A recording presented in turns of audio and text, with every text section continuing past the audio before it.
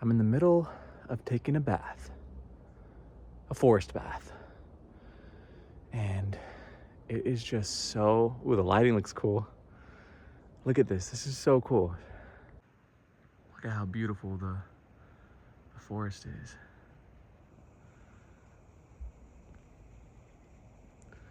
It is so wonderful.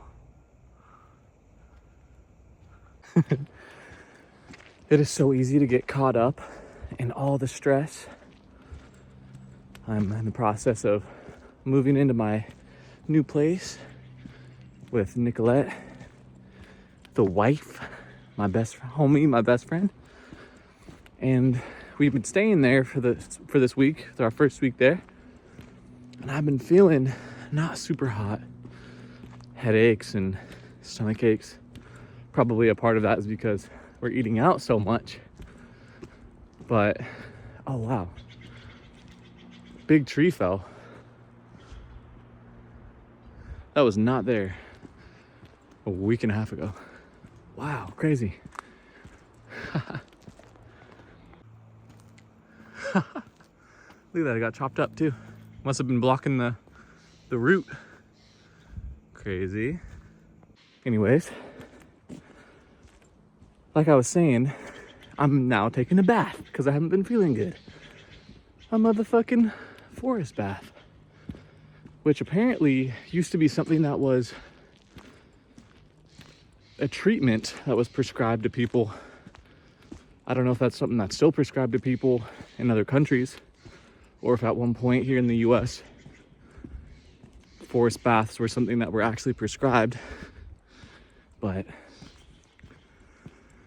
I don't know, I kind of feel like I turned a corner yesterday. Nicolette and I had some awesome heart-to-hearts and really just spoke about what's stressing us and how we're responding to that stress.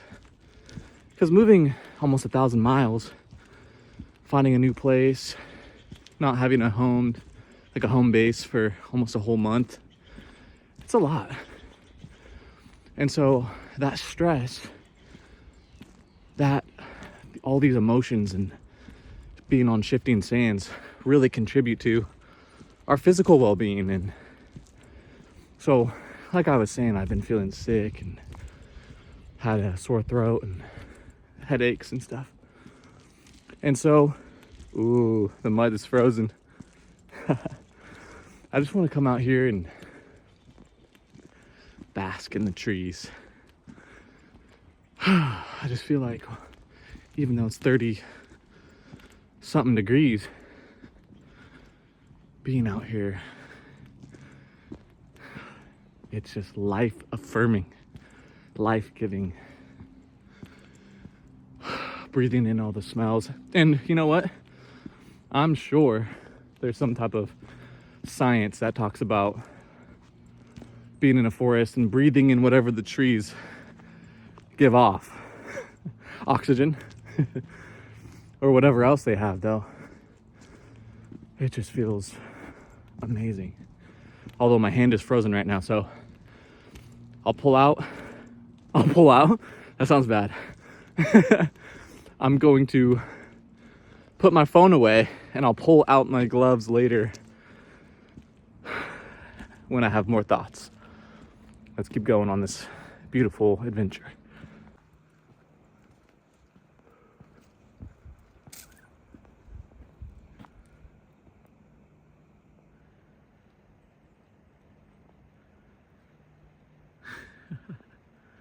So cute.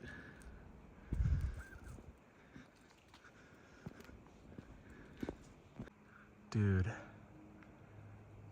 look at this. Shout out Yancey, bro. That's who you just saw walking. This tree,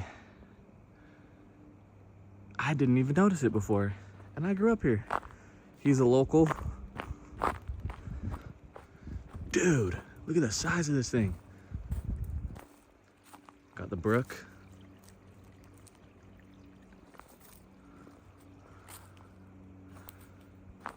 Check it. Ooh, we got somebody marking the spot. What? No way. This is so cool. Wow. Let's see what we can find in here. I'm gonna turn the, oh wait. Yeah, let me turn the camera around. See what we can see. Whoa. How far up can you see? I can't tell. That is epic. Ooh. That's epic down there. Mountain biker. Dude, shout out Yancey, man. That is so cool. I told him I grew up here.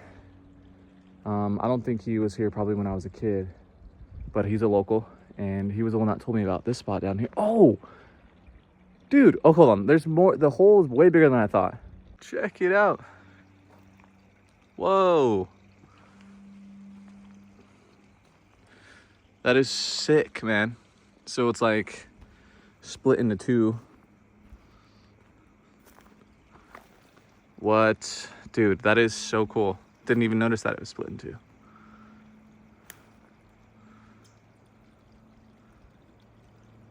Sick. Dude, it's awesome. I guarantee some teenagers have spent the night in there before. I wish I would have when I was a teenager, bro. Right? Good to meet you, though, bro. Yeah, good to meet you too. Cheers, man. Thanks, dude. Sick. How fun. Build some forts in here. Oh, man. This is exactly what you need, man. This is what I needed. Not feeling good, feeling stressed. Get a chance to come out here to the forest, even just for like, 1 hour. Got to meet a dope homie who's a local in the neighborhood who I'll probably see him around. Man. I'm feeling so much better already. So cool, man.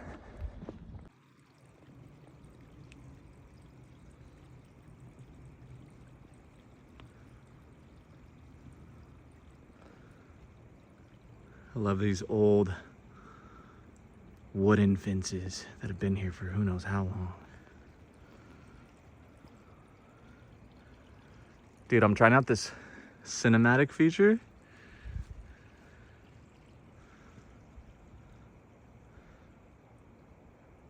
Sick, dude. I don't know if it's doing anything.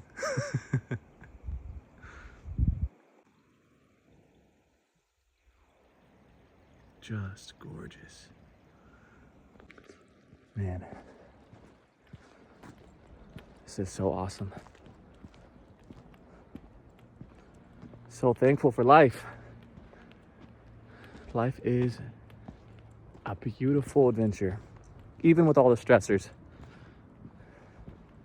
Sometimes it's easy to get caught up in the feelings of being stressed, but then I'll have these moments where I remember that everything's all good, that there's a version of me that already exists in the future that's overcome this and is looking back at this moment thinking, oh, Cody, you don't even know all the awesome stuff that lies in wait. It's kind of like, I use the analogy of the test, right? Or not the test, the speech. When you're a kid, you're nervous to give a speech on Friday in 3rd grade. But you also know that you're gonna eventually do the speech and then you're gonna move on to 4th grade. And there's that 4th grade version of you that's thinking back to this 3rd grade moment, like, oh, you have no idea what's gonna happen. And so really, when you're thinking about how stressed you are to do the speech, you've already done it.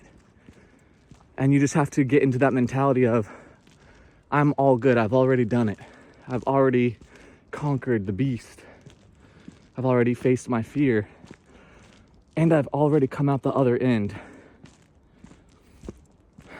And some, at least for me, that's a really helpful way to look at life. It's like, maybe this life is just a memory that some future version of myself is looking back on. And that ultimately, everything's all good. And everything's happening exactly how it was always meant to happen. And that's really comforting. Because even the scary stuff, or the stressful stuff, or the painful stuff, or the times when I'm experiencing some type of suffering, is really just a reminder that I'm being pushed forward, that there's more to come, that I'm getting stronger. A reminder that I don't resonate with the suffering and I don't resonate with the pain because it's not where I come from. And where I come from is ultimately a place of love and joy, peace and excitement. Because if we liked pain and resonated with pain, we would have been born from it, I guess. And you could maybe even make the argument that in a way, we are born from pain because it's the pain that propels us forward. Kind of an interesting thought. We're always striving to survive and create because there's something within us, the true essence of who we are, that craves to expand. Because that's its nature, to expand and to share. How cool. I don't even know if this is making sense, but ultimately, maybe sometimes I feel like I'll say certain things that even for me, I'm like, wow, that's a cool thought. I wonder where it came from. And then I'll have an experience in the future. Almost spit. I'll have an experience in the future which will then cause me to have a greater depth of understanding for some of the thoughts that come through.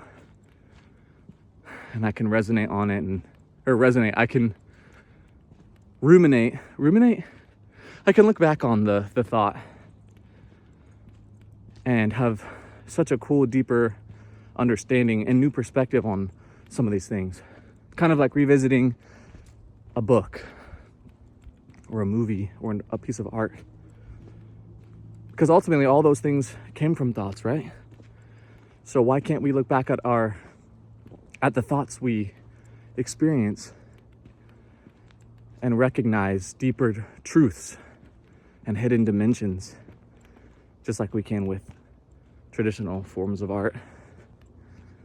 Man. Well, I'm gonna finish out this hike. Getting all nice and sunny. I'm gonna finish it out, go back home, well, to my childhood home, and see where the day goes. Gonna pick up a new dining table, gonna see my beautiful best homie, my wife, and be open for whatever comes next. Hope you guys are having an amazing day or evening. And yeah, thanks for watching.